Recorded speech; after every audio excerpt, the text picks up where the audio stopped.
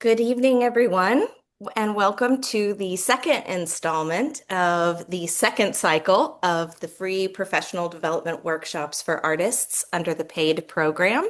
This is a program of LA County Arts and Culture with funding from the Mellon Foundation and support in development and delivery by Dyson Womack. And we are so excited to be here tonight for what may on surface level not sound like the most exciting topic, but is actually a really rich and really informative session for you tonight. And I'm just really pleased to be joined by some county colleagues, Pat Gomez, Brianna McGillivray, who are both deeply part of the development and the realization of this program for the county. I'm also here with my colleague Summer Jade Levitt from Dyson and Womack, and of course our guest presenter for tonight, Zoe Talaporos from Metro Arts. And we will be doing some further introductions about Zoe in a few minutes, but we're going to take care of a couple of housekeeping things just here at the top. We usually give a few minutes for folks to come in, and I know we'll have some people joining as we go, but we have a rich topic tonight, so we're gonna dive right in.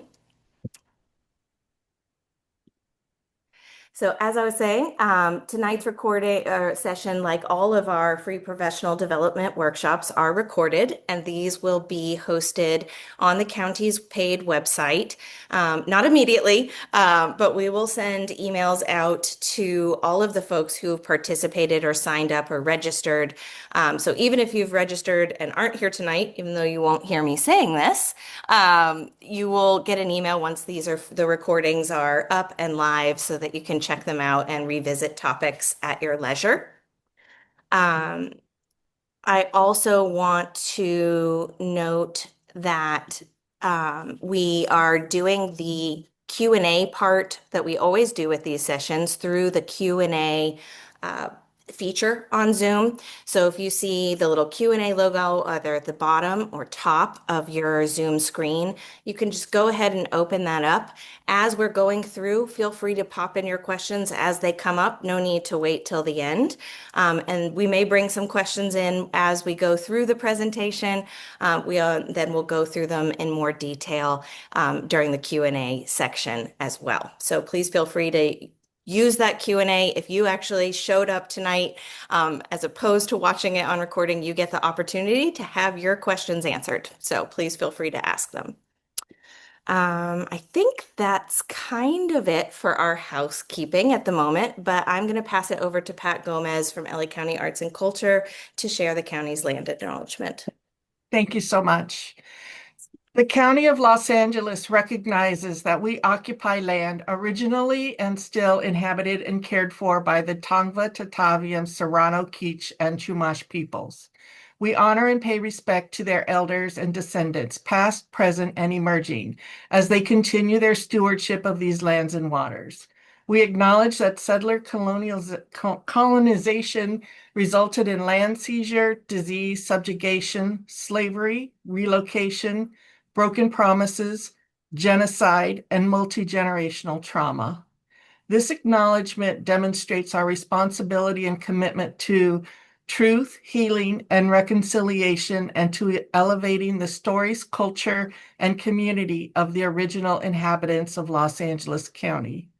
We are grateful to have the opportunity to live and work on these ancestral lands. We are dedicated to growing and sustaining relationships with Native peoples and local tribal governments, including in no particular order, the Fernandino Tataviam Band of Mission Indians, Gabrielino Tongva Indians of California Tribal Council, Gabrielino Tongva San Gabriel Mission Band of Mission Indians, Gabrielino Band of Mission Indians Kizh Nation, Vietnam of San Manuel Nation, San Fernando Band of Mission Indians, Coastal Band of Chumash Nation, Gabrielino Tongva Nation, Gabrielino Tongva Tribe.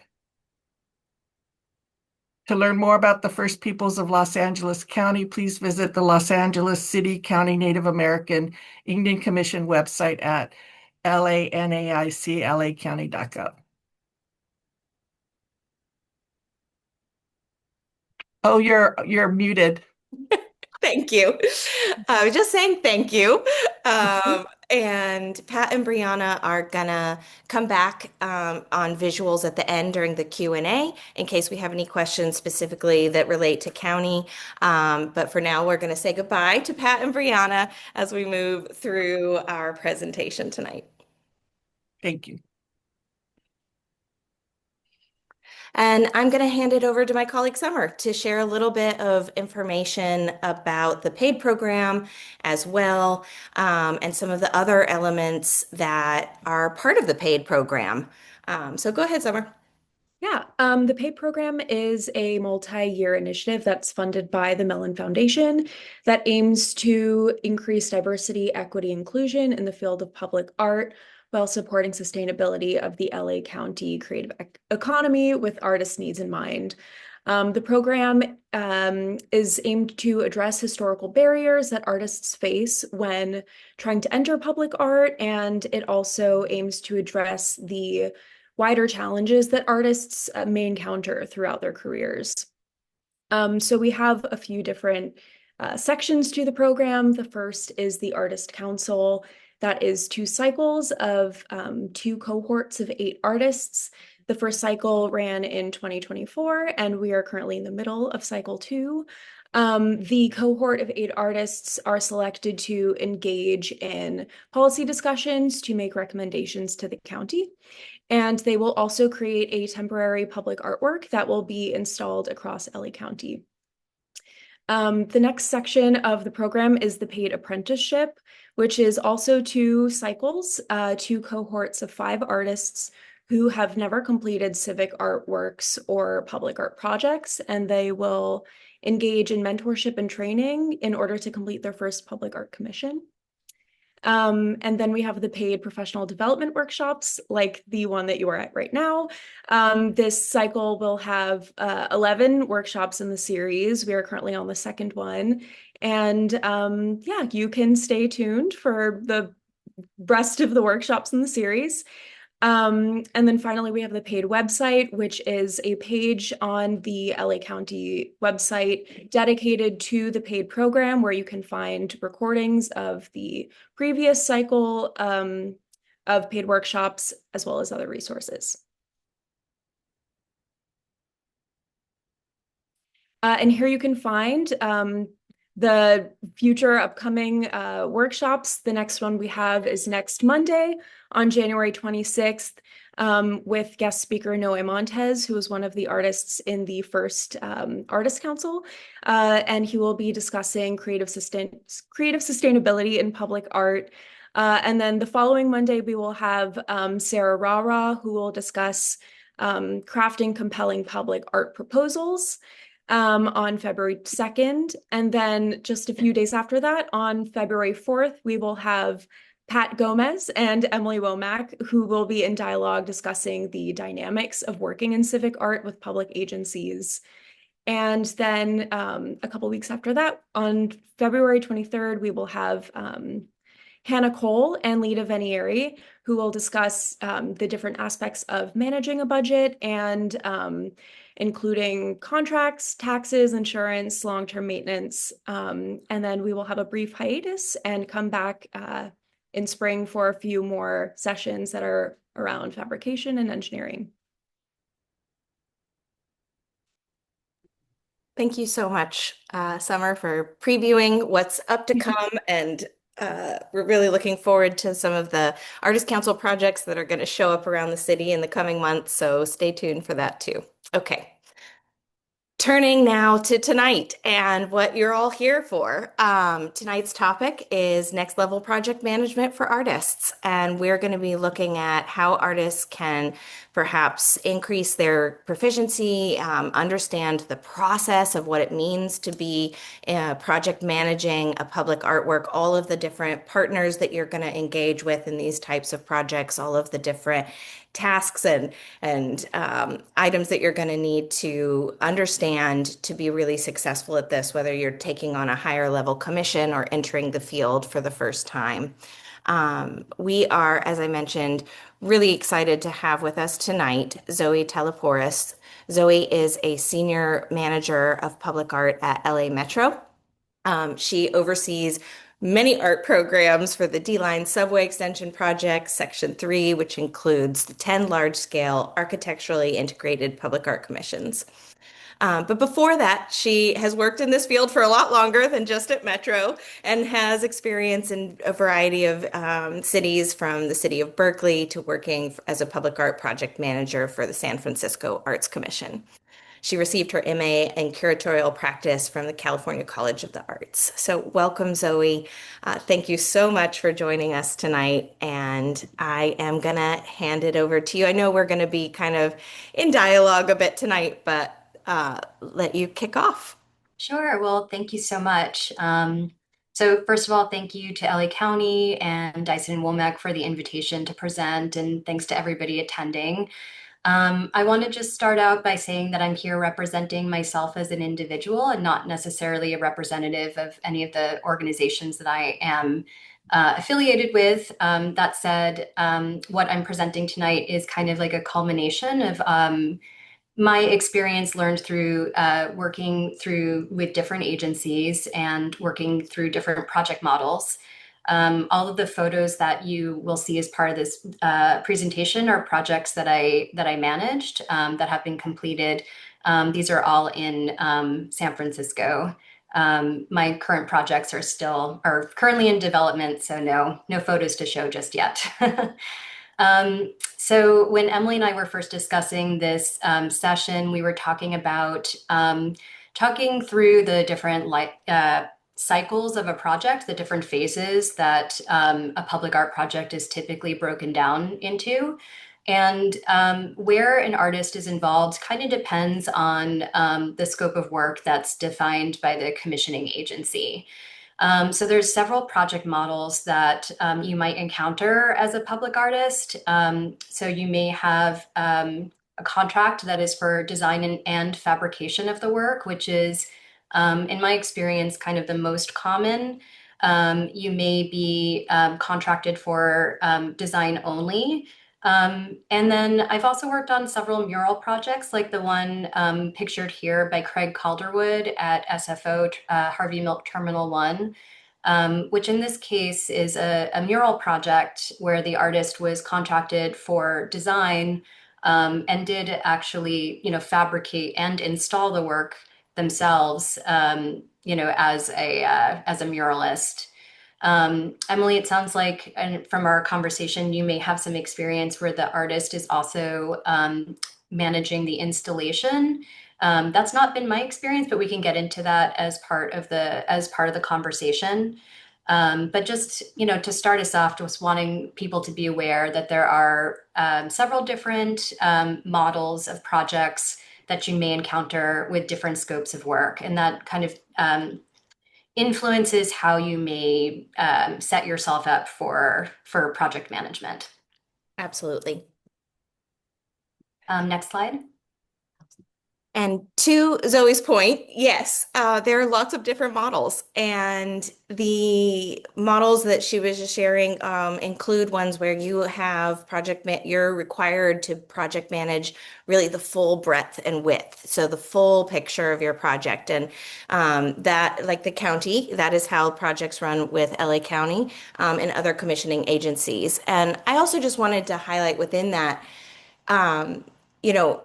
It's not necessarily you as the artist that has to step into that role. Many artists choose to also hire, when they're working on projects, a project manager that's kind of working with them on their behalf through this project. That decision comes down to, your capacity, your interest in doing this work, your budget availability, and also, a real tough conversation sometimes about, like, what can you handle? Sometimes the project management elements of this work can feel kind of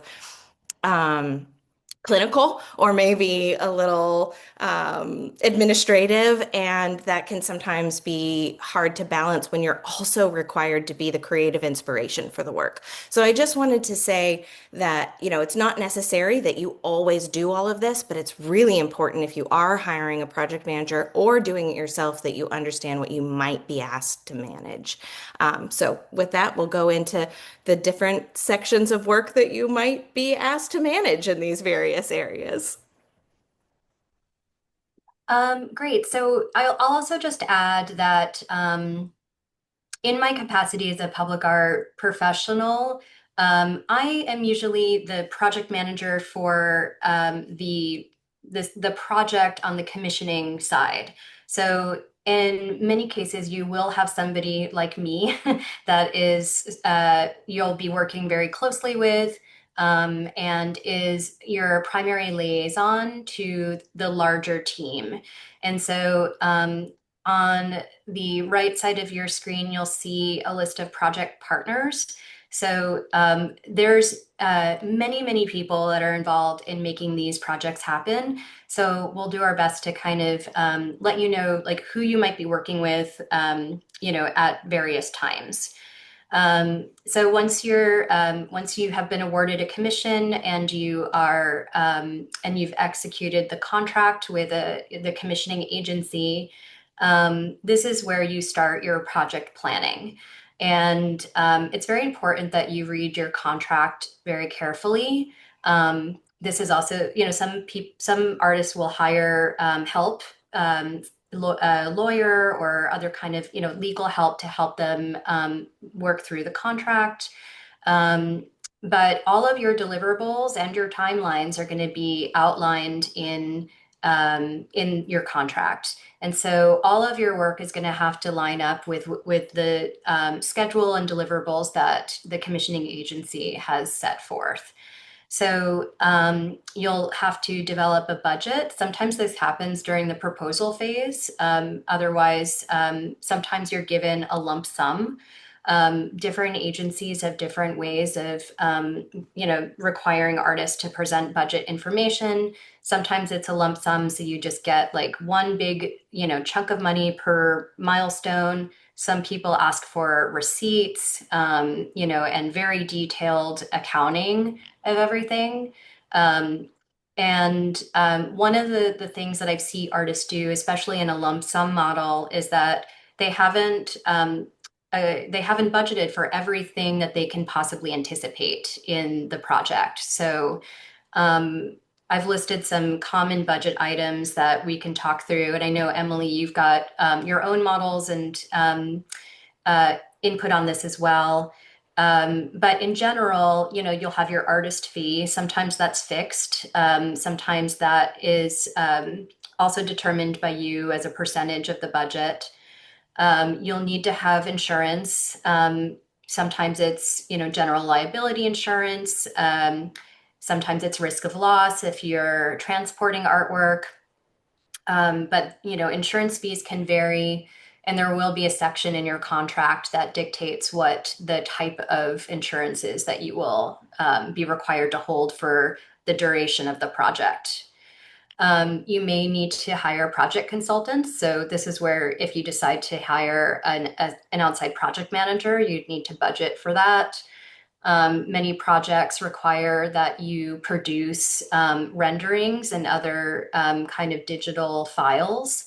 So that could be if you're like a photographer and you're scaling your work up to be produced in another medium, you're going to need super high res scans of your images, or if you're a painter or things like that. Sometimes you're required to produce these really, really large scale production files. And those can be quite expensive. And sometimes you're required to present renderings of your artwork in situ for various presentations. So lots of digital stuff involved. If you're doing if sculptural work, like you may be required to hire a structural engineer as part of your fabrication duties. So these are all the things that require money. Then there's also the materials if you're making the work yourself. So even if, say you're a painter and your work starts off as a painting, all of your materials would be included. If you're fabricating the work yourself and it's, there was an example shown of a hanging sculpture by Dana Hemingway that I worked with in San Francisco. So, like all the materials, like the rope, the wood, the lighting fixtures, all of that is your materials budget. Um, the artist-led events, sometimes you'll be asked to do some community engagement, and you may want to bring in some other people to participate in that. So those are expenses for artist-led events. You may be required to travel to fabricators studios. So I've worked with artists that have worked with fabricators outside of the country. All of that would have to be budgeted for, if you're going to be traveling to visit your fabricator shop. Fabrication itself, actually, materials are more for your making of the original artwork. Fabrication would cover materials of the building of the actual piece. It would also, be the fabricator's fee, shop drawings, all the things that go into fabrication, transporting the art, ensuring it while it's being transported, would need to be covered. And then we always require artists to hold a contingency, which is typically up to 10% of the budget. And I suppose if you are also going to be doing installation, which has not been my experience, you would also have to budget for installation and permitting and things like that. Emily, did you want to add anything? Yeah, and I actually wanted to ask you, you were mentioning, I wonder if you have any thoughts about like what are some of the most common things you've seen artists maybe underestimate or even forget from budgets? Travel is a big one. So Mm. I often see people forgetting to include travel. Um, and maybe sometimes, yeah, I mean, that's a big one. I think in the previous slide, you were also showing contacting fabricators for quotes. So, cost estimating is crucial at this stage.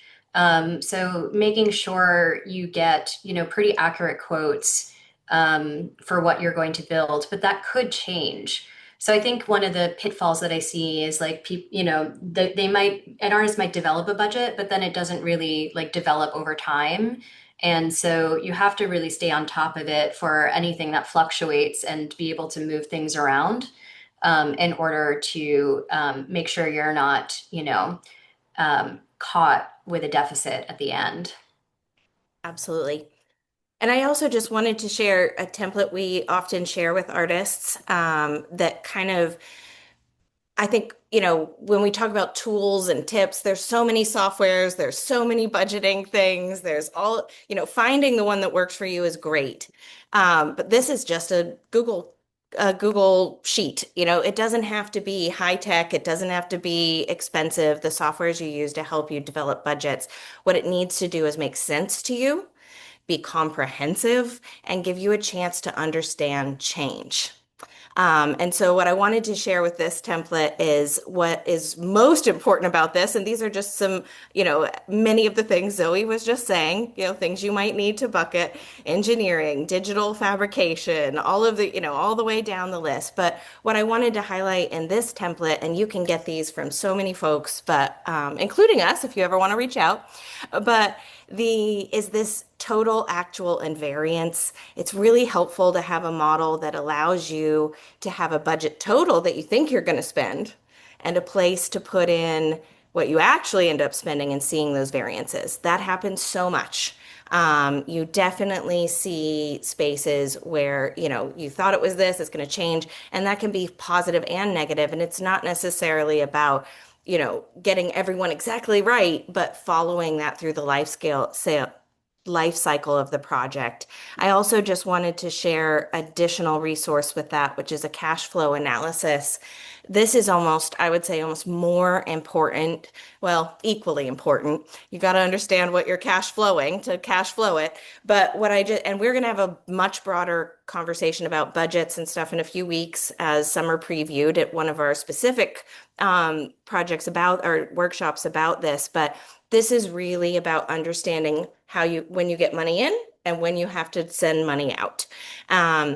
Again, many templates for this kind of thing, but it's all about knowing, as Zoe was saying, you might get a lump sum and then you're sitting on a lot of money, but you need to think about how you parcel that out over the lifespan of the project when you're going to need that cash flow. So that's really all I wanted to add on this one. I do see some questions in the chat, which I'm happy to address if that's okay. Go for it. So documentation or photos, in my experience, the commissioning agency usually covers documentation of the completed artwork. So that would be a question for whoever you're working with. And if it's not, then you can budget for it. And any other documentation would be the artist's responsibility. If you're trying to, document fabrication or anything like that, that's typically part of the artist's budget. In terms of taxes or small business fees, um, uh, usually the artist fee covers like all the overhead of your business, essentially.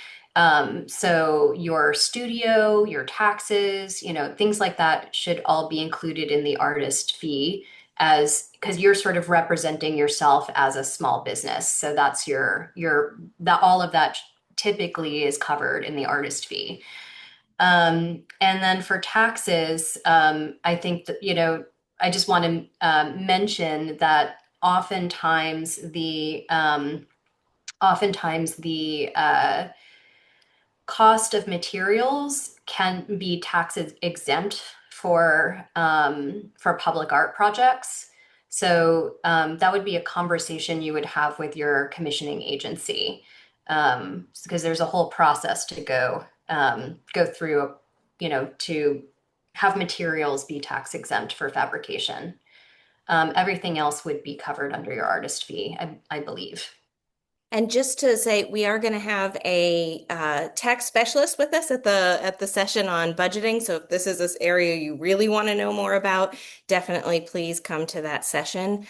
And I will just absolutely also add, we really recommend that when artists get a commission, you speak to a tax professional to help you understand how to manage that through your own personal capacities. And finally, one other little tip that we always share with folks is we highly recommend artists hold a separate bank account for a project. It just really helps to keep that whole, all the ingoings and outgoings related to that project, especially if it's a larger scale one, a larger commission value. It can really help you to keep it and easy to then pull statements that are just about this project, and can really kind of streamline things when it comes to the tax side of things. Yeah, that's a really great point. I've worked with artists that have set themselves up as a business specifically for a project, just to keep it separate from their personal taxes. So yeah, I'm excited that you have a specialist to speak to that. Absolutely. Also, just want to address the question about artist fee percentage. It really varies. There's sometimes people have commissioning agencies have parameters around that. Um, and in my experience, one agency that I worked for kind of said your soft costs should not exceed 25% of the total budget. So that's kind of like a general rule of thumb that I've worked with in the past. And your soft costs are like anything that's not like a hard material. So like anything, your artist fee, your insurance, your project consultants, community engagement, that sort of travel, that sort of thing. Basically anything that's not fabrication or installation. Yeah, So that's kind of a good, starting point in terms of how to like break it down. absolutely. Yeah, but you'll also want to propose something that's not so expensive that you don't make any money for yourself on it or don't have money for other things. Totally. Um, okay, so insurance we covered a little bit, timeline of deliverables. I think the cash flow chart that you presented, Emily, is really great. You are going to be receiving a contract that has a payment milestone schedule. So it'll break down sort of like what you get paid and when. And so you'll want to create a flow for yourself to make sure that you know what's coming in and what's going out. And you'll also start to, in the project planning phase, you'll start to develop your subcontract agreements. So you will likely have to have an agreement in place with your structural engineer and your fabricator. Other project consultants may not need a pretty hefty agreement, but anything that involves liability and requires insurance usually requires a subcontract agreement. And in that agreement, there would be also payment milestones. So you want to make sure that you're paying out your fabricator, for instance, in a way that is supported by the timing of the money that you are going to receive. So those, again, there usually is somebody on the project management side for the commissioning agency that can kind of help guide you. But the subcontract agreement, that is another reason why you may want some legal assistance. Absolutely. And I will just say, this is not all of there are many public art projects. All of this has been done many times before. You don't need to invent the wheel.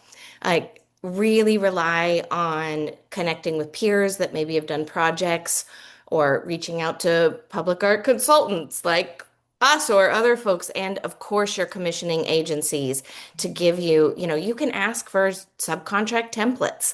You can ask for budget templates. They may, if they don't have it, go to somebody else. These things exist. They're real. There's so many resources. And we're just trying to highlight a few of the avenues in which you can get them. Okay, I think we're ready to move on to the next slide for design development. Okay, so after you've been awarded the commission, usually you have some kind of a proposal in place. I have worked in other models where you're selected purely on, your past work alone. But this is the phase where you would be starting to interact with the larger project team and all of the team that you are assembling as well. So it depends on which stage of the project you're brought in as an artist at, but you may have conversations and meetings with the architects of the project, um, uh, other kinds of professionals, landscape architects, other kinds of designers at the kind of as the work is still being kind of developed on paper. And they are there to look at your idea, and that's when it starts to become evaluated for pure feasibility. So if you are installing a heavy piece of glass art like you see here by the artist Leslie Shows in a subway station, there has to be something behind that artwork that can support the weight. And those are things that the artist is not responsible for. The architecture has to be done in a way that can actually support the work. So, so those are the kinds of conversations that are developing.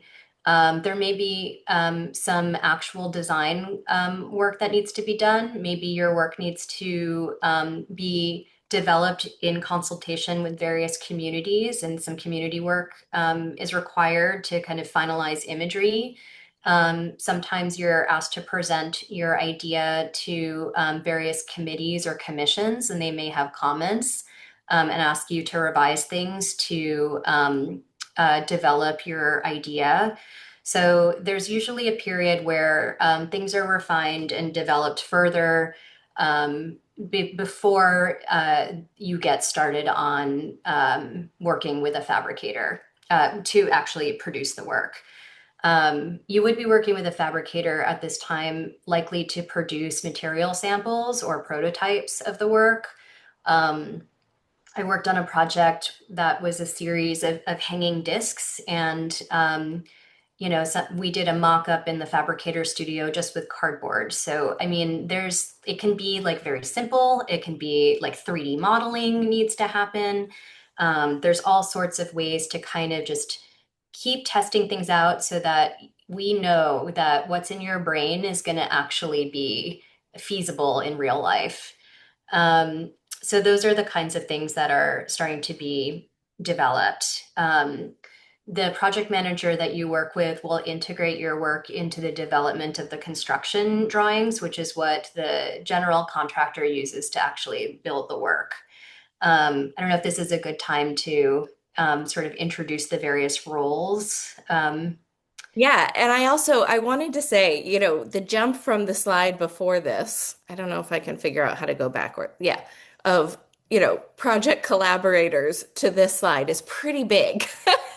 You're going from maybe talking with your commissioner, maybe getting some quotes from folks to having site teams, communities, permitting things. And so before we maybe introduce those further, I also just thought I would ask you, Zoe, what in your mind has made artists really strong collaborators with the commissioning agents at this point? Like, are there some things you've seen where you've been like, that was so effective in making an art and helping an artist be a really strong collaborator in this big sea of folks that they're working with?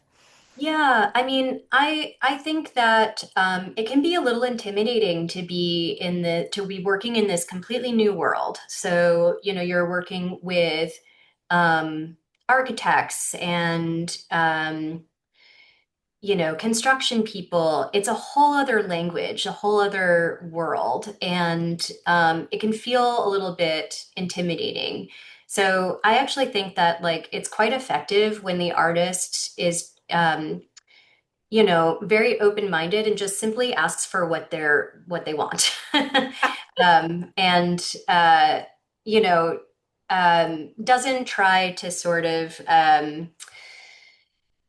how do I say this? Like, doesn't try to figure out like what the architects or the construction people are there to do. So I think it's just, I think a good collaborator is just someone who's very clear in like what their vision is, but also flexible. So if the project team is saying, we really can't hang this sculpture in this way because it's going to violate a code, then you have to be able to respond to that. And I think good collaborators often use that as like an opportunity. And I think that in general, people are on board to kind of like workshop things with the artists. But also you encounter some people that just want to go the easy route. So I think it's like a matter of like um, pushing for your vision and also being flexible depending on the situation, if that makes sense. It totally does. One of the things we often say with artists at the start of projects is like, figure out what is most important to you about the work and hold on to that. Like, you're gonna be asked to shift things. And so if you can find that core that's really important that you can hold on to, I totally agree with you on those fronts. So yeah, I feel like I got us a little off track with that question, but we were talking about the project team members that were involved at this kind of stage. I also wanted to highlight, with the county as well, at this stage, you might engage a conservator. There's places that really want you to do some what we call pre-conservation reports, where you're looking at the materials that you're proposing to use and making sure that they're going to withstand the environment that they're in, the longevity that's required of them, etc. Obviously, as Zoe said, the project site team, wherever your site is located, whether it's built or not, you're going to have to collaborate with folks there, permitting, etc. I wanted to say though, one of the things that, and I'm curious if you, I have a feeling you would agree with me. So that I think is really essential at this point is to establish really clear file control, version control, and meeting minute standards at this early stage. A lot of decisions are getting made with a lot of voices involved, and you may not realize the actual work that the decisions about of which are being made at this moment for a year, 2 years down the road. And so people forget, people get new jobs, people move on. That institutional knowledge, that tracking, one of, I think, the most important elements of an artist's PM roles is tracking their project. I mean, start a log of meetings. with the who was there, any decision points that were made, discussion items.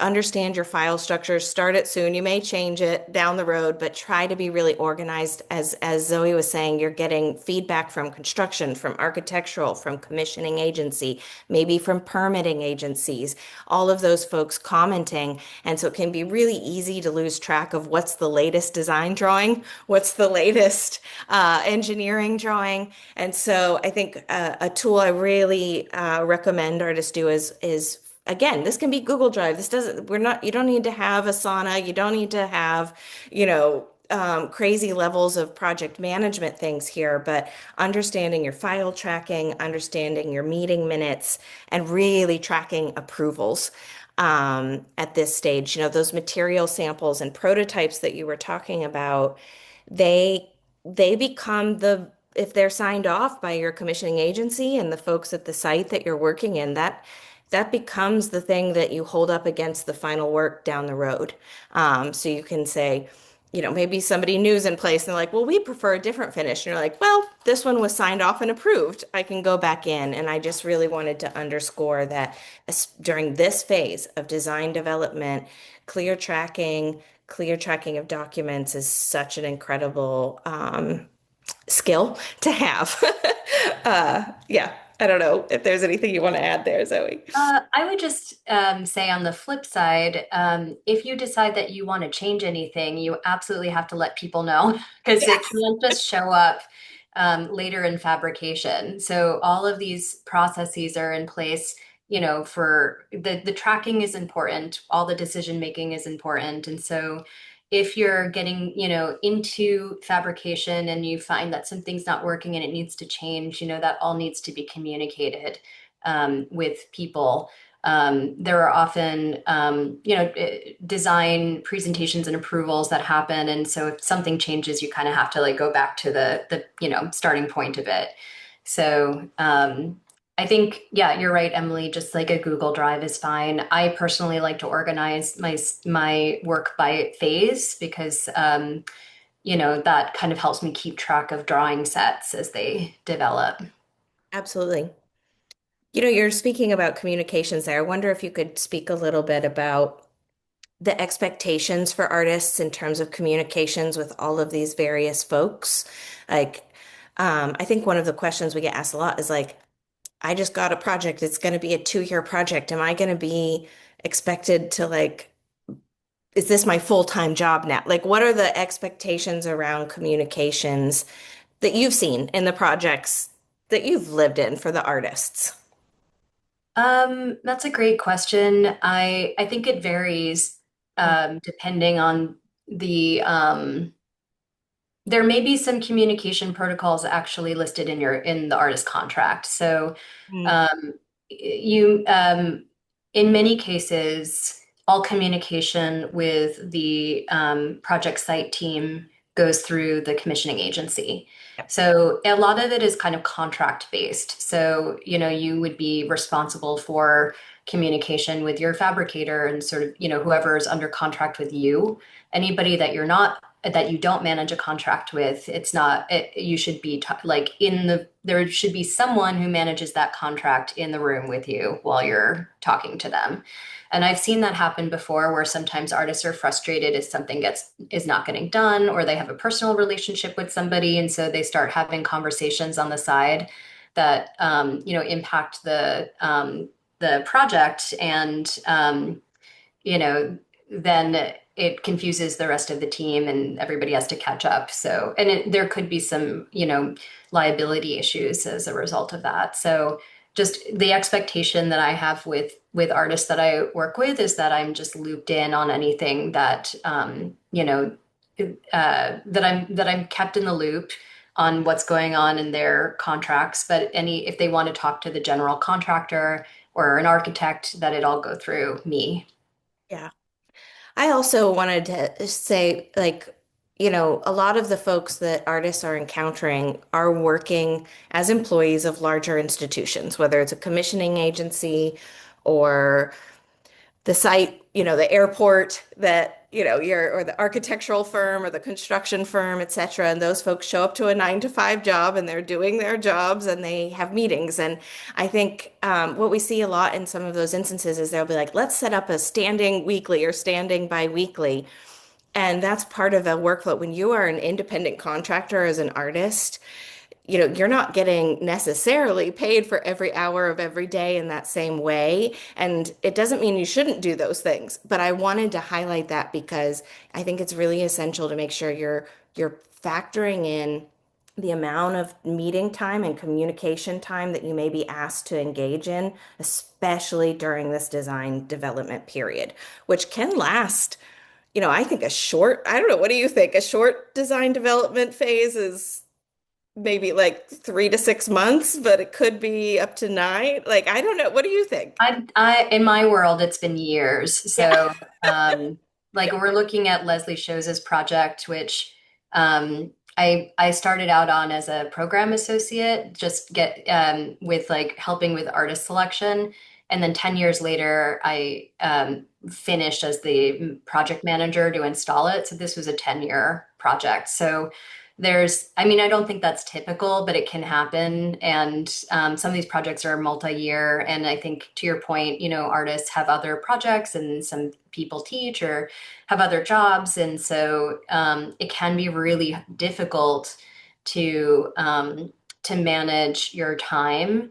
And public art is often like there will be long lull periods, and then someone will contact you needing something right away. And so with it's sort of the nature of construction, like the timelines are very hard to predict. I often work with artists who get frustrated that it's always a moving target. I've never worked on a project where a timeline that I've been given actually ends up being, the real thing. So you just kind of have to work with what you know in the moment and just kind of be willing to shift. And in terms of communication, like I wouldn't put your life on hold or your other responsibilities. But, try to your best to be available if there's a weekly meeting or, you get asked to do something kind of, on the fly. Yeah. Yeah, it's very much, I think, about setting those expectations early and being upfront about what your capacities are, I think is really helpful. We did have one question that came in the Q&A that I thought might be helpful to add in right now about, are engineers, architects, and fabricators all on pre-approved lists of commissioning agencies, or are artists expected to bring pre-existing team along with them already? Sorry, I'm just reading this question. The commissioning agencies that I've worked for can recommend fabricators, um, and structural engineers, those kinds of things. Other agencies that I've worked with cannot recommend those. It's up to you to do that research. Asking other artists who they've worked with is a really good way to learn. Um, but it depends. I haven't had a pre-approved list. I haven't worked with a pre-approved list before. It's usually on the artist to do that research. Absolutely agree with you. And most often it's on the artist to find their personal team. So thank you for answering that. Is there any more we want to say on this phase of design development? I don't think so. I think we can move on. Great. Okay, so once you start working with a fabricator and you've got all your design approvals, this is usually the stage where you're developing shop drawings with a fabricator, which is getting into the actual constructability of the work. So, what are the dimensions? How is it put together? What kind of hardware are you going to use? What are, how are things put together? And you would be engaging with a structural engineer at this time who evaluates those shop drawings, in conjunction with the other set of drawings, which is the construction documents for the building that you're integrating with. and evaluates it for, to be structurally sound. The work that we're looking at right now by Dana Hemingway, this was a very complicated engineering project because it's a hanging sculpture from a ceiling, and it's above a escalator, and it has a lot of like elements that sway in California, where there are earthquakes. So this was quite a complicated engineering process. And it actually required that we use bolts that are the kinds that you use on bridges. Like it can be like quite hefty. Sometimes the engineering can actually uh, influence the like actual structure of the piece. So I have found that there are certain engineers that are kind of more art friendly than others, that can kind of respect the aesthetics that the artist is going for, and isn't going to over engineer it to the point where it starts looking, less like the artist's intention. Um, Milestone reviews. Um, I'm not sure what this is referring to. Maybe you wanted to speak to that, Emily? Sure.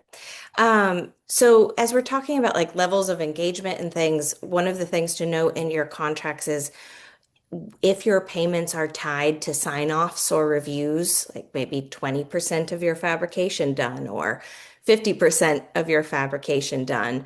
And we think when we say that abstractly, it sounds like, oh yeah, I understand, but it's not always easy to know when something's 50% done. And so I just wanted to highlight that one of the ways that a really effective PM can support an artist, whether you're doing that for yourself or not, is to kind of drill down, like, what do we mean by a 50% fabrication sign off? What do we Thank mean? you. Yes. Yeah. Okay. Yeah. Go ahead. Yeah, no, I had forgotten that we had spoken about that. But yes, there's usually various phases of the fabrication that are built into your subcontract with your fabricator and are also part of your contract with the commissioning agency. So at various phases of the fabrication, you would be kind of checking in. In my experience, it's usually like the 50% mark and then at the 100% mark. And of course, the artist is very involved along the way, but other people may be required to check in, and it may have to go through an approval process as the work develops. Absolutely. I also just wanted to note, we included photographers and videographers on this level of project team because I just wanted to say I think one of the great things you can do as a project manager and advocate for your work is document the making of. If you have the capacity in the budget or even in your own skill set, and you have permission from your fabricators to go in and document key processes and things, that's twofold. One, I think it's great portfolio work, and images for future examples of what you can do and what you have done. But also, again, it goes to that underlying thing of documentation, of clear trajectory, of knowing what you've done, of being able to kind of stand forward and say, we decided this, we did this, this is what it looks like. This is also a good time to review all the building codes that you might come across and ask a lot of questions about, what may be required for your particular site. This project that we're looking at is an example where we learned about a code halfway through installation, which was not ideal. So the kind of curved part at the top was installed um, halfway through fabrication, which was a necessity of the site to install it before the escalators were put in. Mhm. And that part holds all the electrical wiring. So we fabricated the rest of the piece and went to install it and learned that it was code compliant, but didn't meet another, like, it needed to be UL listed, which is like a whole other electrical thing.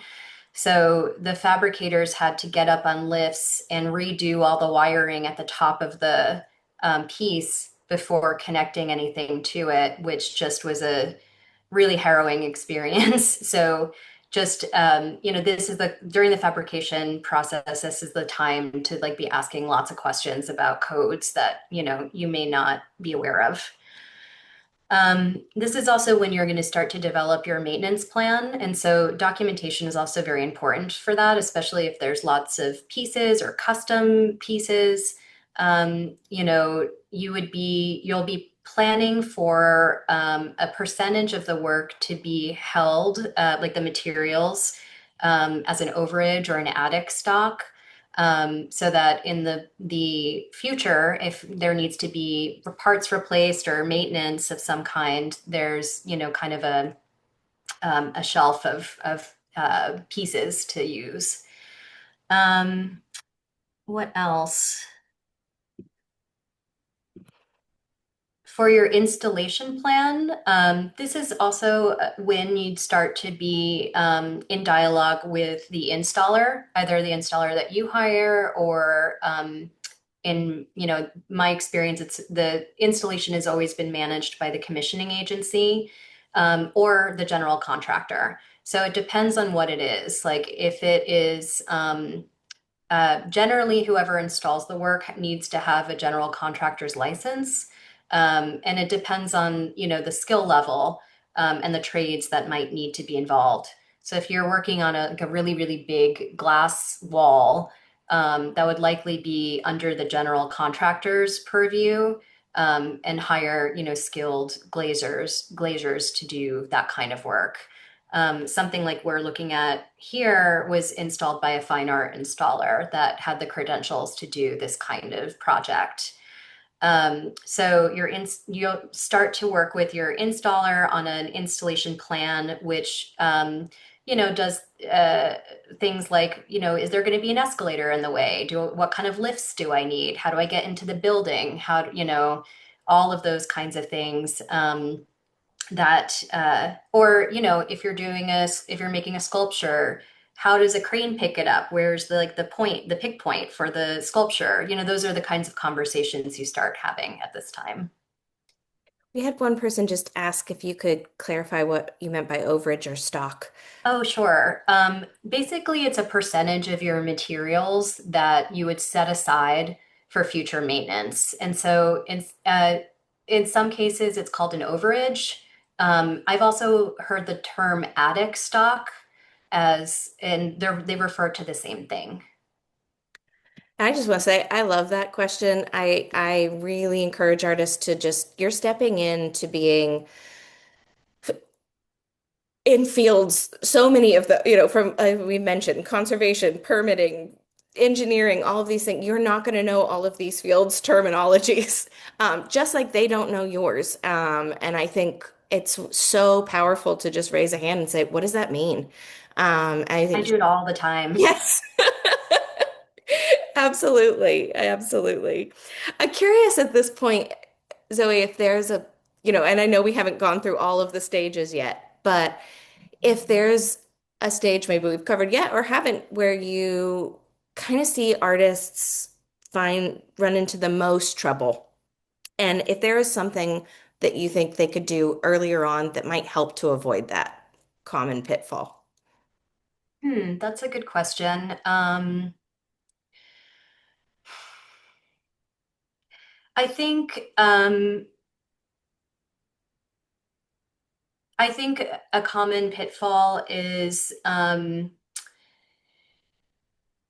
managing fabrication. I think it's a huge undertaking for a lot of artists and something that they haven't done before, like direct to team, manage contracts and hold people accountable to deliverables and timelines, that ultimately like you are responsible for if something else, if something doesn't get done. And so I think it's often an uncomfortable place for people to be in. And so I think that's been, kind of a challenge. And so I think like being super on top of the fabrication, visiting often, knowing what's going on at all times, so that if somebody on the project team is asking about it, you know what's going on. And also just realizing like, these deadlines shift all the time, but they are serious. So, there may be consequences to not making a deadline. And so, it's quite different than like working with a gallery or an exhibition. Um, so I don't know. I think a common pitfall is just like being like not being completely on top of what's happening with fabrication. I would agree with that. I think it's also, there's an added level there where you're seeing the fruits of your creative input come to life. And that's sometimes a hard thing to have a arm's distance to. And so again, I would just say I think if there's capacity and budget to have support in managing your subcontractors, that can really help to give you a little bit of distance as well to enforce those things. And the other thing I would just add to your response there is we often talk about clarifying assumptions with fabricators because what I mean by weld, a Mm. 3-inch weld may not be exactly what that person means. And there's no language when we're talking about the real and the material can often fail us. And so I would just say that taking time to at the stage just before this, when you're contracting and things, to really work through the samples, but also use that as a time to clarify what we mean. Clarifying assumptions is a really great way to avoid that pitfall. But I agree with you. I think, sorry, go away, please. That's a tricky spot because you're also managing someone that, like you said, you're responsible for their work, in a really real way. So thank you for that answer. Anything else we want to add to this one? I think we're ready to move on to the next. Great. Yeah, I think this will be a kind of a shorter one. You'll also be responsible for delivering the work to the site. Usually it is well, it could be the fabricator doing it. The installer usually could be receiving it somewhere. This is all part of the installation plan, that you work out. Where does it go? Is it a sculpture that needs to go to a yard somewhere before it goes to the project site? Is it delivered directly to the project? So there are all sorts of different scenarios, but when your work is on the road being transported, you are responsible for the insurance of that work, and that could be different depending on what you're transporting, or where you're transporting to. If it's international, like those things can all like impact your transportation and delivery plan. The fabricator will be responsible for creating the work.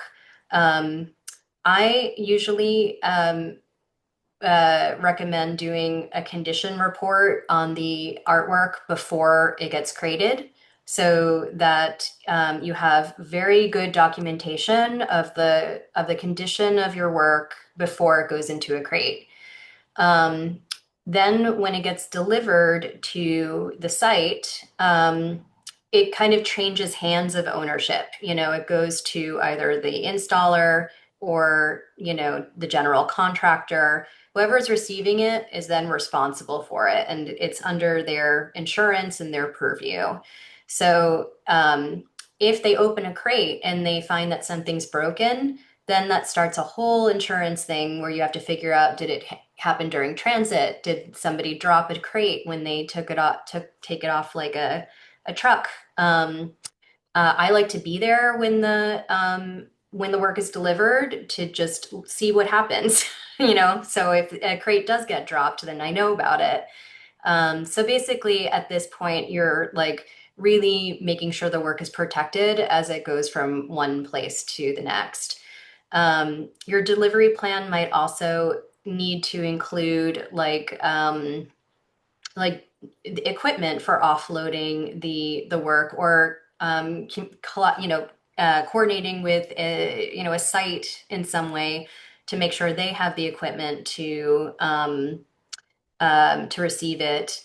I've worked on projects where crates are delivered to like a pretty rough construction site, and then you need a crane to like get them inside there needs to be like a path of travel for whatever you're delivering. There may not be an elevator in the site yet, so you have to work with whoever is getting it to the project area on, how it's going to be delivered.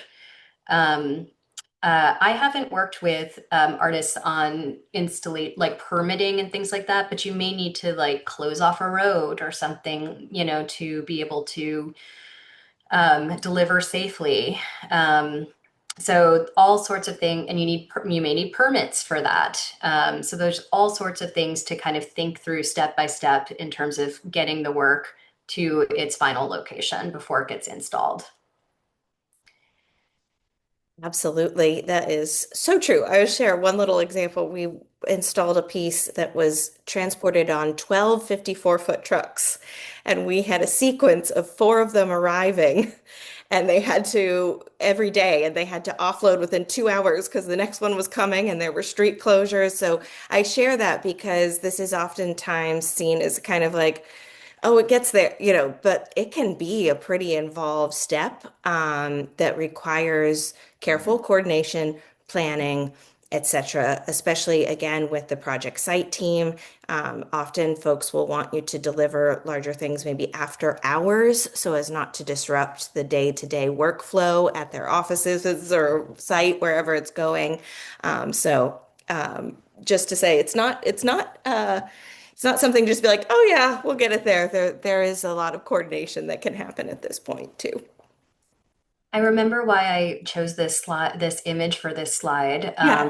So this is a project by Irwin Reddle for the San Francisco Central Subway. Mm. In this instance, the artist fabricated all of these LED panels, custom LED panels himself, but they all needed to be tested. There's hundreds and hundreds and hundreds of them. They needed to be tested once the artist shipped them to the installer. So they needed to be tested to see if they all still worked post transit, which I did along with some other people by hand for days before it got delivered to the site. So, in terms of time and labor and stuff, like it can often be like quite labor intensive to do condition reports like either before or after the transport happens.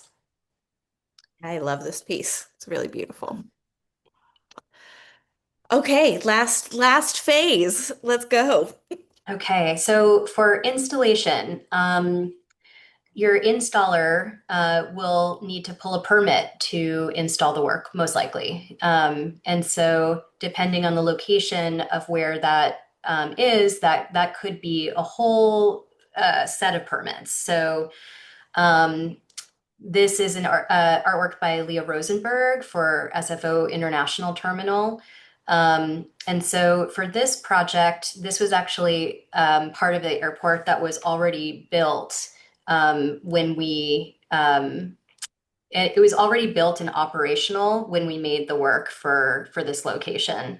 So we had to install between the hours of 10 p.m. and 6 a.m. every night. And basically, like, we had to bring in all of our materials through an airport security and then bring them all out, every day, basically. So the path of travel for like all of the materials and everything was quite extensive, and we had like one little closet where we could keep some things, but the all of the installers had to go through like a really rigorous airport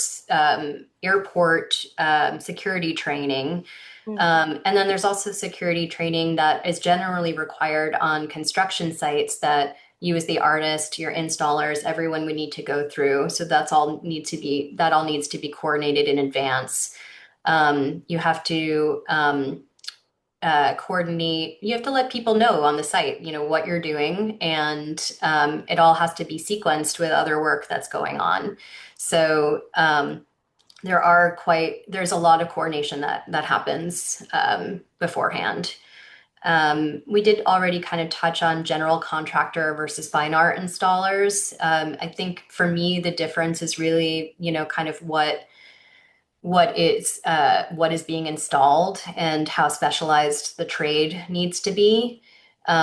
There's also, I won't go into it too much, but there's like union considerations, prevailing wages that need to be, I don't know, I think that's probably too granular at this point, but there's, different types of installers have different, requirements. Um, Your Inspections. Oh, sorry, go ahead. partners, your partners on the projects would tell you what your installers need to have. It might Mhm. be your job to make sure your installers have that, you know. Um, Yeah, there will be a licensing requirement yeah, depending on what your project is that your project would be able to tell you. So, in my experience, I'm usually the one holding the contract with the installer. So um, I manage all of that, since it's quite specialized work. yeah, They might also have to subcontract out to somebody else who's like specialized in something like rigging or, ironwork or something like that. absolutely. Um, Inspections, there will be a site inspector that comes by and looks at your work and makes sure it's done correctly. So you will need to pass inspection in order for the work to be complete. So there's just so many people to coordinate with. It all has to be done exactly according to the drawings. If you are installing and you come across an issue where like something's not working, it needs to be worked out. You can't just improvise while you're on the site. Um, and there could be electrical inspections. There's different kinds of inspectors depending on the type of project that you do. And that would likely be coordinated with the project team as well. And you might also have a closeout inspection with the commissioning agency themselves, in terms of kind of accepting the work Oh, as good point. that's really important to actually close your contract. And I also wanted to mention a word. I know we didn't talk about this, but it comes up in our world a lot, which is punch list. Oh, Um, yes. you're welcome to talk about it if you want to, or Sure. Punch list is basically like all the little tiny things that need to be wrapped up at the end of the project. So, if like, um, there needs to be like a paint touch up on something or, something small needs to be adjusted. That's usually considered part of a punch list item. and I just wanted to add to that that like that's a moment where being really I would say in my experience, and I'm curious if you would share this, that when you get to this point, it's often after many years on a project, folks, they're really, you're almost at the finish line, and there can be a lot of like, let's just get it done. Let's just get it done. Tracking those last little items of punch can be really, really essential because you may not be able to close your contract and get your final payments till they're taken care of. So I think this is an excellent point where like really good meeting management, really good documentation would be very beneficial for artists to make sure you're capturing those things. And I also wanted to say you can, you know, at that point, it's usually a punch list is a conversation, not a to-do list necessarily.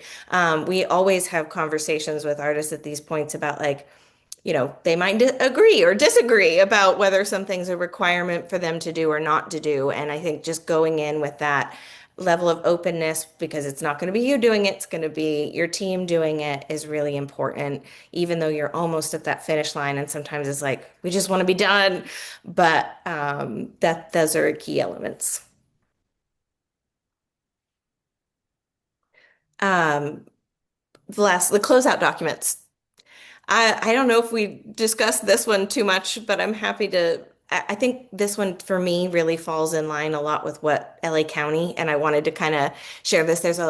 again, with closing out contracts, things like a maintenance manual, which you've talked about previously, a final conservation report, final photography. There can be a whole host of things that you need to do after your piece is installed, also to close out that contract. So I just wondered, Zoe, if there were things you also thought that artists should be thinking about that they might need to deal with after the work is technically installed to kind of finish their responsibilities. I think you've covered most of it. Like usually that's when the maintenance documents are fully finalized and you may need some information from your fabricator or installer. Finalizing your maintenance plan. Sometimes there's things that are learned in the process of installation that like are helpful to know and to document so that if anybody needs to come in, like remove something and then replace it, like what are the steps, how things are put together and installed, and documenting that well will serve the piece in, very well. And I'm seeing some questions about maintenance um, in the chat. And Yeah. typically, the commissioning agency, like whoever ends up kind of accessioning the work and owning the work, is responsible for the maintenance. There may be some instances where an artist is under contract for something, for maintenance for a while. Typically, it falls to the agency that accepts it into their collection. But if you, Emily, or anyone in the county has a different experience, feel free to talk about it. It might be a good point to bring our county folk, Pat and Brianna, back and transition into going through. We've got a healthy amount of questions. Some we may have covered, some not. So, um, welcome back, Summer. And if you can help us bring back Pat and Brianna, we'll start going through the submitted questions. You can continue to submit them as we go through them.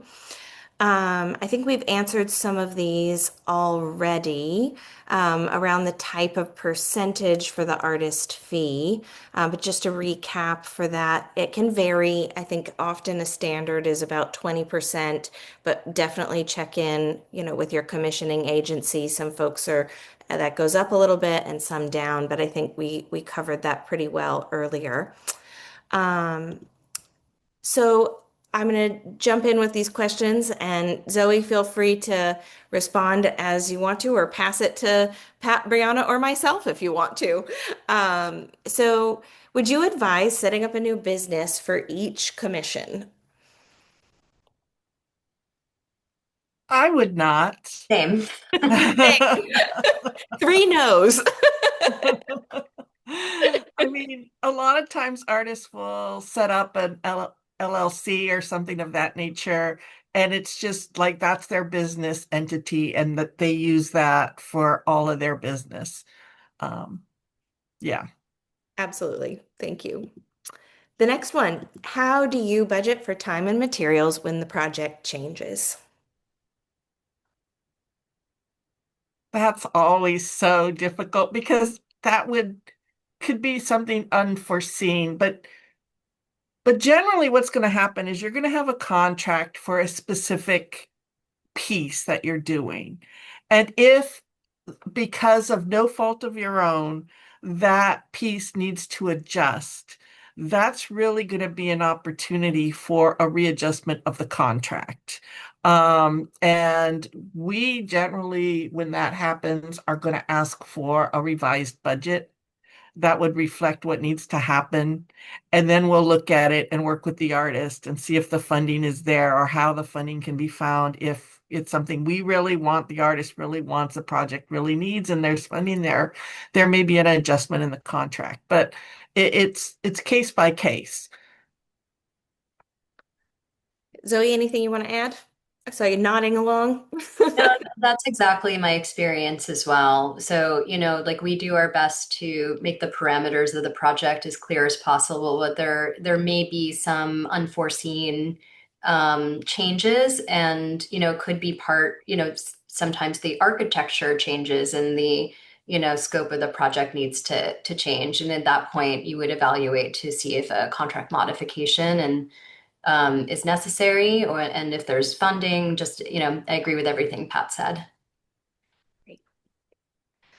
I think this next question is a little bit more about like at the proposal stage, and I'm gonna refer that we do have some videos about the proposal process, etc. But maybe Pat or Brianna, you could just briefly answer it. I think the question is about when um, you're waiting on a project proposal to be reviewed, and you're not hearing anything. Is that a good thing or a bad thing, or how to interpret that? I Well, mean, yeah, it can mean many things. I think sometimes, you know, we can have really ambitious timelines, and then stuff happens with the panel, stuff happens with the timeline where the panel just doesn't have proper time to review everything. And so if you don't hear anything right away, it's not necessarily that you didn't get the opportunity or you're not moving to the next stage.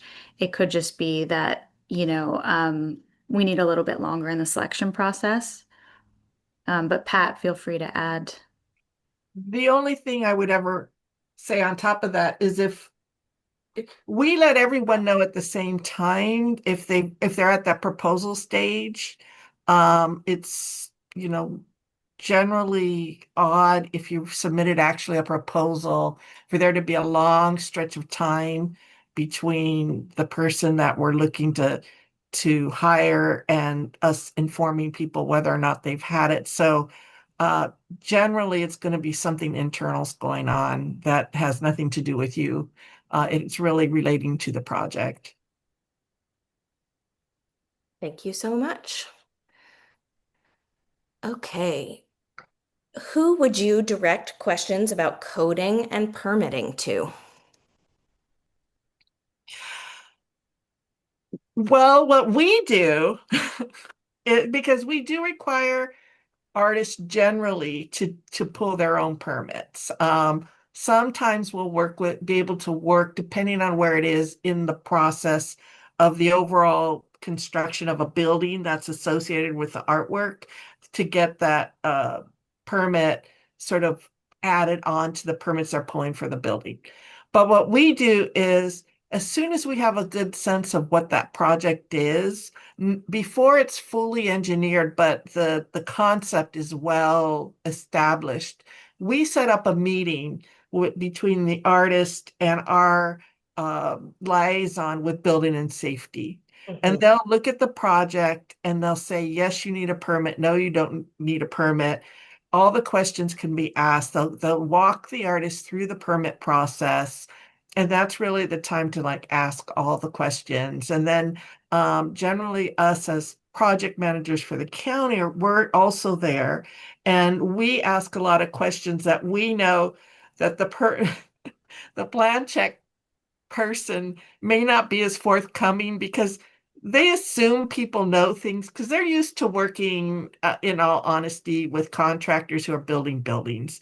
And so they assume a lot of things, but we've through time have learned, oh, they're not going to offer this information. And it really is important. So we'll start asking questions for the artists, but we're always there to be that in-between person. When I worked on projects at SFO, SFO has its own department called BICE, which is Building Inspection Code Enforcement. And so we would be required to submit all of our um, fabrication information, like the shop drawings, engineering documents, product data for all of the materials that we were using. And it would go through an internal review where they would tell us like if they had any concerns.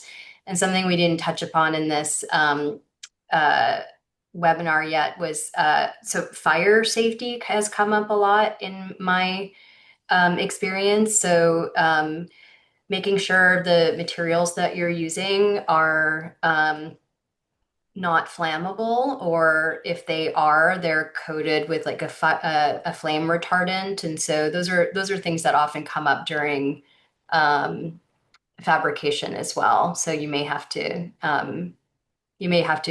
alter your work in some way, or discussions around materials and for longevity and also for code will come up. Yeah, and I think I've worked on projects where the artist is in regular communication with the PM, with GCs at the site or other designers, architects. And so often in these conversations, although the artist wouldn't know, you'll have other people that are really experienced that are also reviewing your design plans and they'll flag it. They'll say, oh, this might be an issue with, this code or fire safety here. And so that's usually like where a collaborative approach can be really helpful to help advise artists on next steps and who to go to for more information. Great. Zoe, I'm curious if you have an answer to this because I absolutely don't. Um, are you aware of any insurance companies that specialize in public art projects coverage? I think everyone in California particularly struggles in finding insurance. Um, I used to have a recommendation for artists that I cannot remember right now. There are some people that I don't think you would really need fine art insurance in most cases. It's general liability. Fine arts insurance is kind of its own different thing. And so um, the insurance requirements will be listed in your contract, and you can kind of contact like any insurance company, like Hartford, or kind of like a generic one, and they'll know what to do with your work, unless there's something like very particular. But I don't think there's really a need to go for with anybody that has like particular art experience. It's usually their insurance requirements are pretty standard. You can Are also not just bad or also work with a broker to help you yeah. get lots of different quotes as well. But I will just say I know the insurance landscape is a tough one. So asking peers and asking colleagues for support, not a bad idea. Um, do artists typically organize the lighting or do they hire lighting specialists in your experience?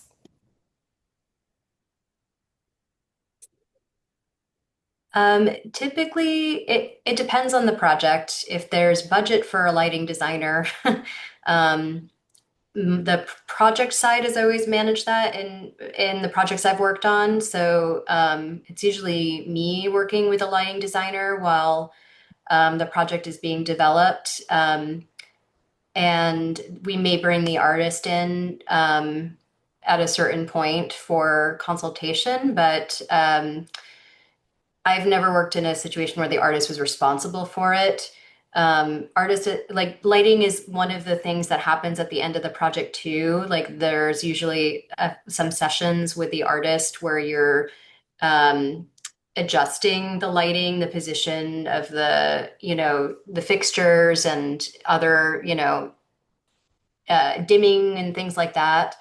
Um, but sometimes the project doesn't have a budget for lighting, and so it may just be kind of like general lighting in the area. I think art lighting is always kind of a tricky thing for public art projects. We're working with like industrial lighting. It's never gonna look like it does in like a gallery setting.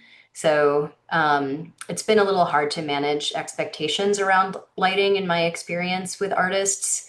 Because there also may be other code requirements too. Like there needs to be a downlight in a certain area that's like affecting the artwork in some way. So sometimes you don't know how the lighting is going to work until you're in the space. Um, but typically it's not the artist's responsibility. I don't know, maybe they have to budget for lighting for like a sculpture that they're managing, but kind of architectural lighting, I haven't seen that be part of the artist's scope. For us, it just sort of depends. I would agree with what Zoe's saying. We generally, the majority of our projects are tied to capital construction, meaning that there is a building that's going up or a major renovation of an existing building. And we will, as a team, have already identified art opportunities. And so we do our best to negotiate with the Public Works Department that's overseeing the construction of the building to spec out the lights for that particular item. So it's sort of a ongoing situation case by case. Yeah, and if that conversation is started early enough, sometimes we can um, impact like what gets determined for the facility. So if it's still kind of in the early stages of it, it can be a matter of deciding like where the lights go to best show the art, what kind of light, and so on. And so the earlier, the PM on the commissioning side can have that conversation with the facility managers and designers, the better. And that might be something as an artist to kind of, be aware of, to think ahead and maybe ask about as well.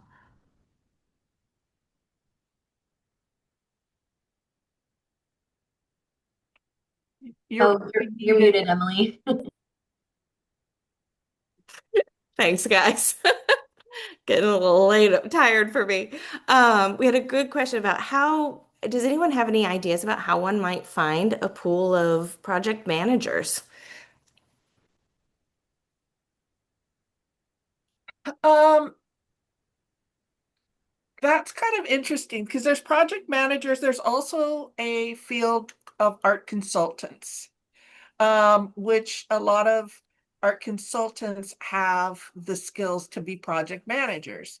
Um, we at the county actually have a pre-qualified list of art consultants that we can't say that we recommend these people. We could say they're on our pre-qualified list, and then it's up to the artist to vet them and to see. But a lot of it's asking around as well.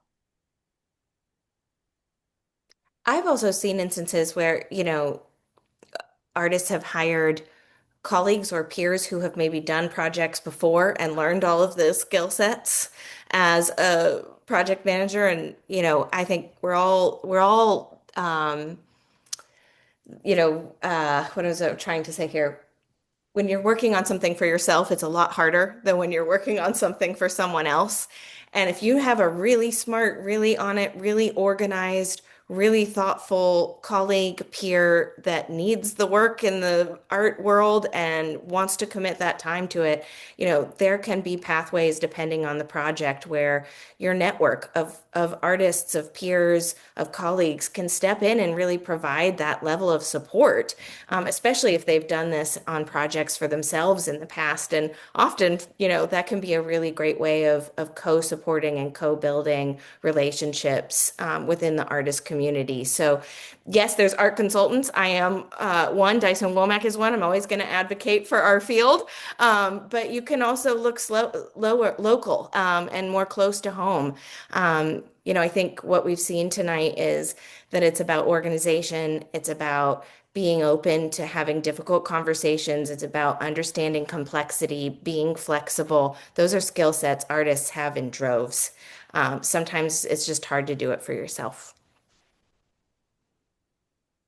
I sometimes see like studio managers kind of stepping into the project management role too, because they might be sort of, overseeing production or kind of the kind of nuts and bolts of the artist operation. So even if you don't have a studio manager, like I also think like just somebody that you work well with, that you feel comfortable kind of like managing your like uh, process is good. They may not have the experience with construction documents and all of that stuff, but you will be working with a project manager who can help kind of guide you through a lot of that work. So just someone who you trust to like stay organized, I think is I think you can ask around for that too. I think this question is referring back to when we were talking about install, Zoe, and we were mentioning like things change, things come up. And this question was, have we ever experienced a situation where something that was in the drawings didn't work at install and needed to be amended mid-install, and how is that navigated? Yeah, the hanging piece at SFO that I showed with the lights at the end. So when we had to redo the electrical work at the top, we didn't pass inspection because there was a discrepancy between the bolts that were being used for the attachment hardware and what was on the drawings. So the installer had to mid-air swap out like all of the bolts um, for the top piece. And it was a weird typo in that like no one caught, you know, so little things like that can make a huge difference in your installation later. But yeah, we didn't pass inspection, so we weren't cleared to go through like the next phase until those bolts were replaced. Um, that's kind of the most extreme example that I have. I would say, whether it's at the install point or earlier on, no project ever doesn't have something that changes, that shifts, that isn't what you thought it was going to be. And I think I would also say 90% of the time, in my personal experience, the project team members that you're working with, commissioners, site, understand that. Where it gets messy is when folks don't communicate. And I think I would just advocate in those instances, as soon as you see something, say something. Uh, and usually your team will come around and work with you to problem solve. There's not always a pathway through, but it really comes down to kind of feeling comfortable communicating, putting on that PM mindset and going, this is a problem we can solve. We can talk about it. I wanted to find a space to say this, and I think this might be of like part of that PM mindset is also about preserving and understanding relationships with your team. And one of the best things you can do as a project manager is get to the end of the team. And even though you've gone through peaks and valleys and hardships and all joys and all of these things, if you can come to the other end of that and be like, I made connections and I felt strongly and I have this relationships now, that's one of the strongest markers of successful project management. I would also offer the suggestion that it is very important that you, as an artist, if you are installing a piece on a building that's under construction, that as soon as that wall or that area that your piece is going to be placed is built, and this is still during the construction of the building, could be weeks or months before your piece is actually going to go in, that you go and you measure as built. It's called as built because you will have plans that will say that that space is a specific size. But we've certainly have seen where the artist shows up with their mosaic or whatever, and there's all of a sudden 2 inches on either side that where there's a blank space where the mosaic should have been. And so then conversations have to happen as to like, why is this not matching the drawings? Who is really the one who had the error in place? Then it's like, okay, this is something that happened under the construction, and the GC didn't do it to the spec of the construction drawings. Okay, then we have to, on behalf of the artist, negotiate them taking the cost under their budget for a cure for that. But those sorts of conversations really need to happen as early as possible. So that's why it's so very important to, when you're doing a project that's associated with construction, you go and you physically measure the space to make sure that what you're building is going to fit. Excellent. We've had a couple of questions around maintenance and who's responsible for them. I would say I'm gonna just summarize an answer here, which we already kind of went through, which was about typically it's the commissioning agency or the owner of the, let's just say the client, the owner of the work that's responsible for that. Your responsibility as the artist is to do the maintenance manual that informs them on how to properly care for your work. But I would say I have not, in my experience, ever come across a project where the artist is responsible for ongoing maintenance. Um, so unless Pat or Zoe, you guys have more to add. I've seen some instances where it's like a mural, if there needs to be like a touch up, that's like maybe benefits from like the artist's actual hand involved, but not for any architecturally integrated projects. Great. We had a question about time-based art and if there are any logistics that typically an artist might encounter when doing performance or media work that would be maybe different that I know that's a very, very different field in many ways, and we're not going to have time to cover all of it. But if there was maybe one or two top level things any of you might want to say about how managing a time-based or performance-based work might differ. Certainly, there wouldn't be as much on the fabrication and installation side, but I would say there's some similarities in terms of, it depends on where it is. It all depends, and a lot of that is really having these conversations with whoever your project manager is on the commissioning side. Because it may be that you need to get a permit to block a sidewalk, or you may need to get, permission.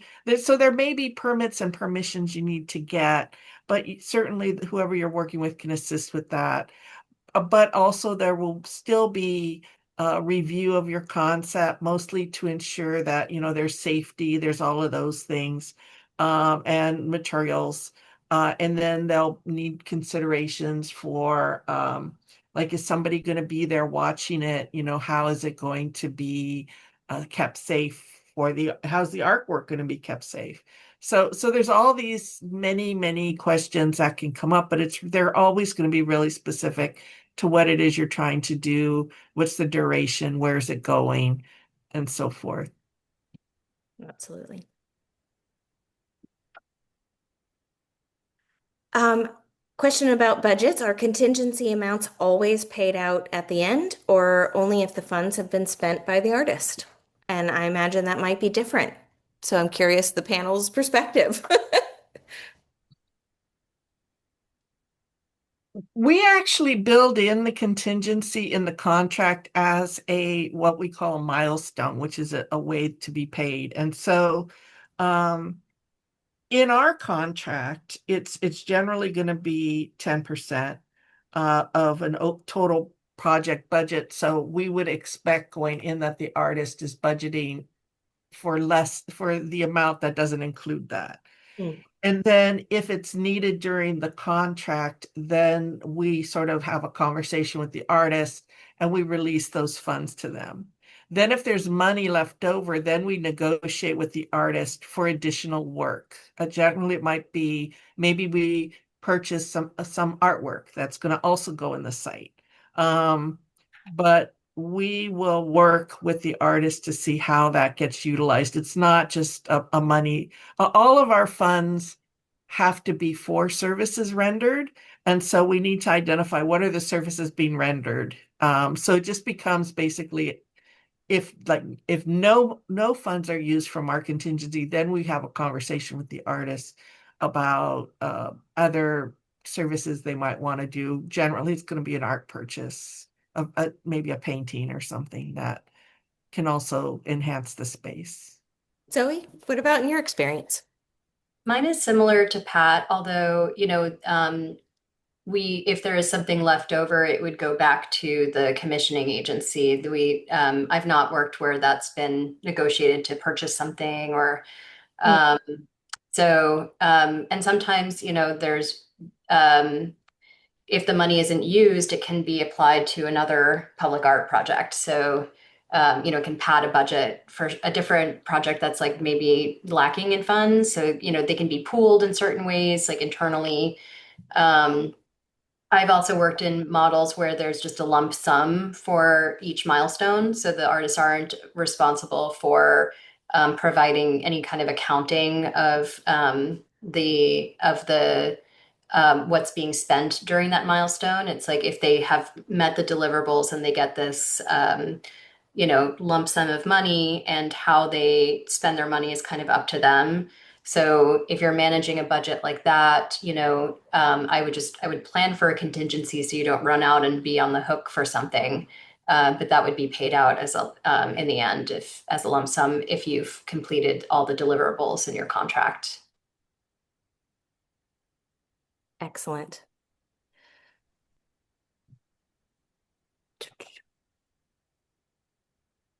If someone is interested in project management and public art for city projects or other routes, but don't have maybe a background in working in creative jobs, is there other routes that they might take to get a foothold in the door, education backgrounds, etc.? I think on that question, I'm curious, maybe Zoe, how did you get into doing public art project management? I think we probably all came from different routes. Maybe we could speak about that. Mine was completely just sort of by accident. Um, I took a temp job at a public art agency, which was a cover for someone on maternity leave. And that person came back and got promoted, and I got hired in that role, and that started my career. So I came from a background of um, like more like gallery type work. So my all of my experience has been learned completely on the job. So I'm sure that's different than other people.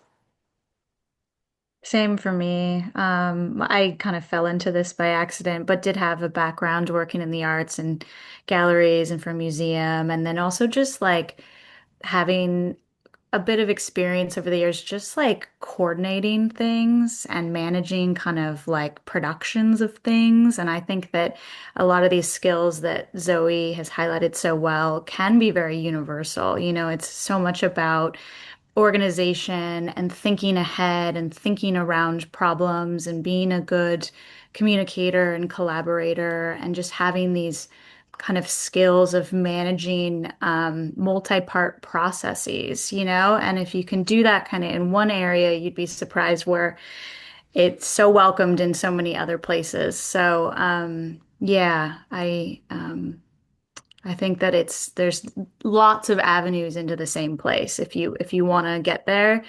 I think that the more that you lean into those skills that you probably already possess, as well as tap into your network, as Emily talked about, who you know and who's doing what, having attention to that and getting connections by way of the connections you probably already have is super helpful.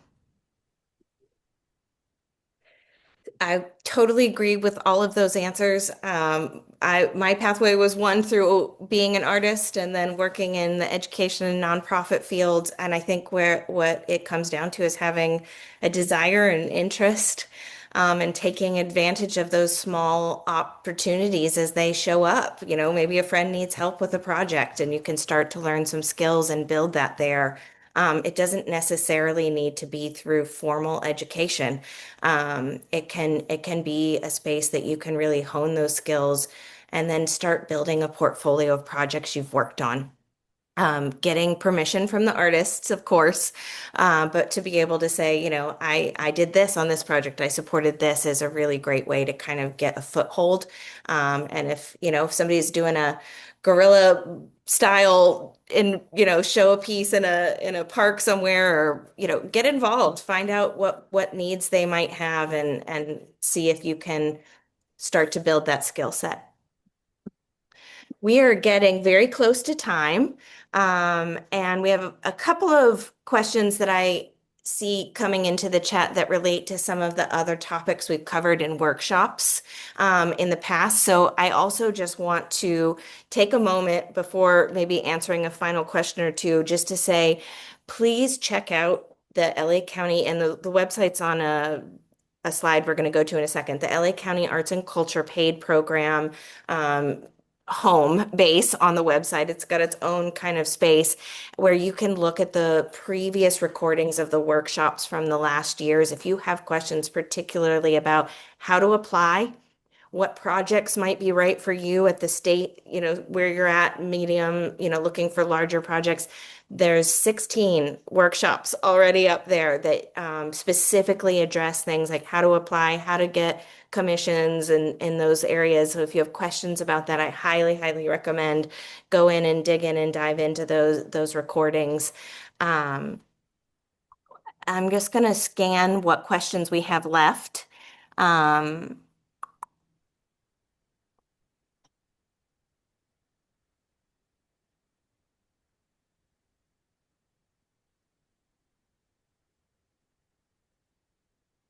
I think we've covered most of the majority of them. So maybe um, what might be a good way to close us out is just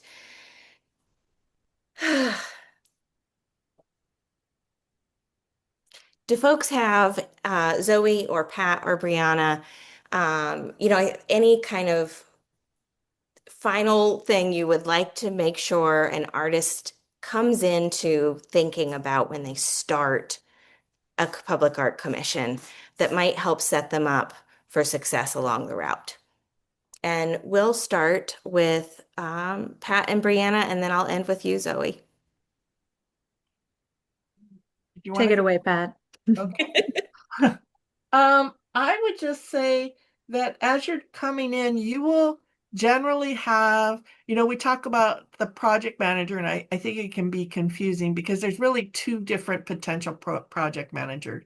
One is your project manager that you may hire as an artist to do all the things that have been addressed in this program. But there's also a project manager that is going to be working for the commissioning agency, like myself, Brianna, Zoe. Um, and that individual, like our job is very much to help smooth away issues and concerns. But the earlier we know that there could be a potential issue, the better we can help you. So it's just very, very important to communicate. We're talking about communication, but communicating with that PM, because that PM is your advocate for every other person, every other entity in the project. Like they're your person that are going to liaise, they're going to troubleshoot, they're going to do all of the things. So it's just very important that you are reliable in terms of things that they ask from you, but also that you're forthcoming so that they can help you. Yeah, I think that's really good. I mean, there's so many different things to say, but I think one of the things that I've been really reflecting on a lot for myself, but also what I observe in artists, is to really value your time. I think it's really easy as creative people to get lost in the idea stage and to go, kind of go on and on with like the vision for something. But if you can really try to look at your time as valuable and break it down to parts, give yourself boundaries around like how long you're going to stay in the conceptual design phase, how long you're going to research something, how long you're going to, map out the next step and create lists for yourself and time, deliverables and deadlines. I think that that is really helpful because otherwise it's really easy to get lost in ideation and kind of go on and on and on. And then you miss deadlines and you don't communicate enough or you forget, one thing or the other. So I think the more that you can just see your time as valuable and that we don't have endless amounts of it. And it might be nice to really stay in the kind of the dream stage of an idea, but remember that all of that, you've got a limited budget to work with and you've got a limited artist fee to work with. So just take that seriously. If you spend, 10 hours on something, think about how that, relates to your hourly, versus if you give yourself, some parameters and say, I'm only going to spend 3 hours on this. These are the objectives. This is what I'm going to get done. and then I'm going to move on. And it doesn't always work that way, but try your best to think like that. And it's about valuing yourself, I think, more. Thank you. Zoe? My brain just goes to like the artists that are sort of like wanting to do this for the first time. And I think I just want to say that like so many of the artists that I work with have not done a public art project before. And I think that there's kind of a misconception that you need to have this kind of experience in order to get these kinds of commissions. And I think more and more our field is really looking to support artists in their trajectory through these projects. I think this whole series is, really designed for that. And it's, we have a lot of these conversations like as professionals in these fields about this field about like how to demystify the process, how to like provide education for artists. And I think there are so many people that are just kind of intimidated by we presented so much information. A lot of it's very, very technical. So just piggybacking on, everything that Pat and Brianna said is like, there are people to help you and resources, and your job is really to be the artist and to have the design and the sort of vision for what the work is going to be. So I said this a little bit before, but like, yes, like advocating for what's important in your work, being flexible and, asking questions when you don't know the answer to to things, and no one's expecting you to like have it all figured out or know what to do. So I would say that most of us are used to working with people that, this isn't their normal way of producing work. And I think maybe people don't think that. So I just wanted to kind of end with a sort of positive like note that we're interested in seeing work in portfolios that may not demonstrate like a whole public art background. Thank you so much, Zoe. I really enjoyed listening to your thoughts, your comments. I've certainly learned some things myself tonight, and just really appreciate and value the perspectives that you bring. And Pat and Brianna, it is always a pleasure. We always end with a couple of slides just to say, please, this is a program that we're really excited about. We want to hear from you. If you have questions, comments, if you didn't get your question answered or you want to follow up, this is our email address. You're always welcome to email us. You're always welcome to reach out. If you want to know more about the upcoming workshops, please follow us as well. You can also follow the county Civic Arts to learn more about that. And then just previewing again, these are upcoming. We'll be back on Monday, January 26th with our next session and then going on from there. But that is, I believe, our end this evening, and I am super proud of us for being on time. We had a lot of questions tonight. It was a really engaged crowd. So thank you, everyone, and thank you for your questions, for you as participants for showing up. And, the first step to doing all of the things we're talking about is actually coming to things like this.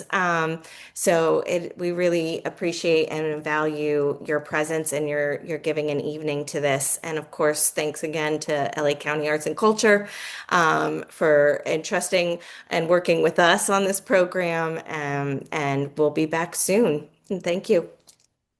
Good night, everyone. Thank you so much. Thank you. Thank you, everyone. Thanks.